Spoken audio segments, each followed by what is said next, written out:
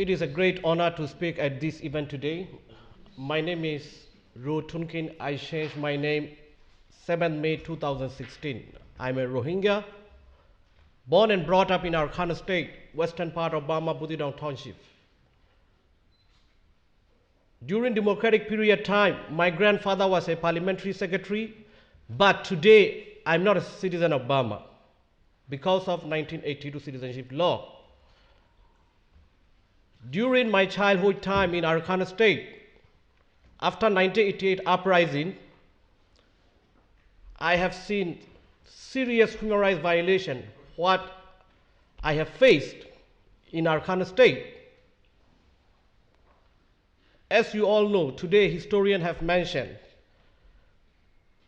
after 1948, independence time, Rohingya were recognized as an ethnic group. Rohingya language were broadcasted, and 1961 to 65, Rohingya language were broadcasted, and 65 they strip of our radio broadcasting program. And 1982 citizenship law made us a stateless. And after that, I have seen what situation, because I passed those situations. I was not born. During my childhood time, I faced restriction of movement. For example, in Buthidaung Township, I couldn't go to the Maundo. We need to get a pass. It takes 2 to 3 days. We couldn't go to the Sitwe. We need to get a pass. It takes 5 to 7 days. You have to approach to Nasaka, security forces. You have to provide a big bribe. For example, even though our senior brothers are educated in professional studies in Rangoon Institute of Technology and Medical, we couldn't go to the university. Our lands were confiscated by Burmese military. They kept under of military, and non-Buddhist settlers brought, and we have to provide them food and others. And finally, what happened? We flee from the country to neighboring Bangladesh. And what happened next? After 2010 election, many people, international community have expected some reforms will come to Burma. But 2011 anti-Rohingya campaign were stronger. Every towns in Arkhana State, Sitwe, Buthidaung, Maundo, in Rangoon also, anti-Rohingya seminars were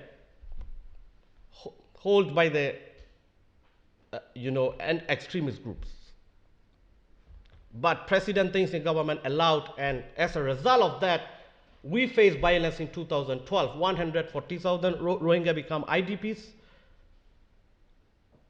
and 8 were restricted, and new apartheid system introduced. And what's happened? In 2014, we faced again Dushiradan massacre. And after the massacre, MSF have spoke out the truth, and MSF were kicked out. 8 groups were kicked out in March 13, 2014. And it's become more worse situation, and we were not excluded from the census, which was supported by EU and UK and US.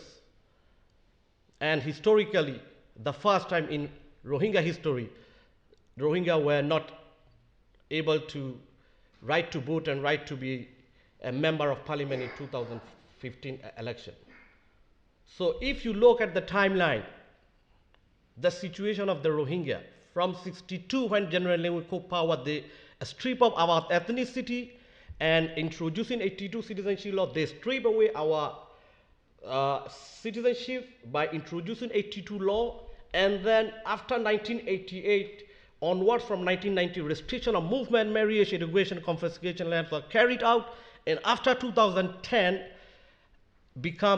creates popular violence and burning down our houses, and they push us to the camps, and then they block the aid to our people, and the people become the people are facing genocide, I should say, because this is the system, the finalized.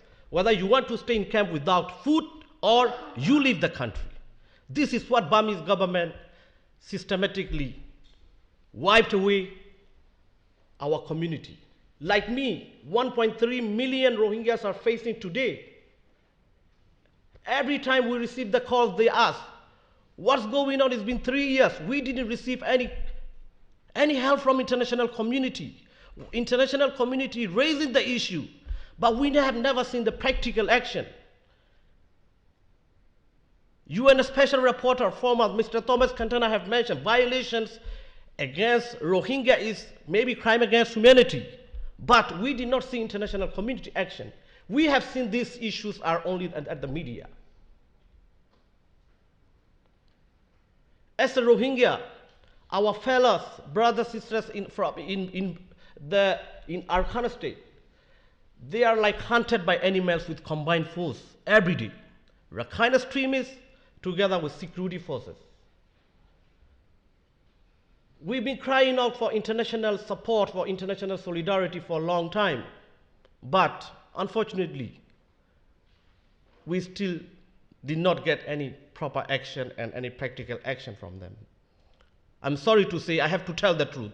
This is happening today. What's going on today to my brothers and sisters in Arkhana state facing genocide? We cannot tolerate this. Every time we receive these calls, they always mention, we are dying, pregnant women are dying, children are dying, our mothers and fathers are dying. They become old, they don't have food, they don't have to go to even to the clinic, then they go to the city hospital, they brought back a dead body. This is what's happening every day. As an activist, I shame myself, we can't do anything yet, unfortunately. So we need international community, practical action to help, to save, to protect our people. The solution for the Rohingya, will not come from inside Burma. You all have seen the situation, what's happening these days. So we need international community, immediate action. We are in emergency crisis. We need your help. So finally, I just want to say international community want to request, we need urgent international commission of inquiry mandated by United Nations. Thank you very much. Please do not forget us. We need your help. You all are experts here today, sitting down and listening our people's situation. So you care about our situation. You are the people who can save us, who can help us. Please raise for Rohingya people of Burma. Thank you so much.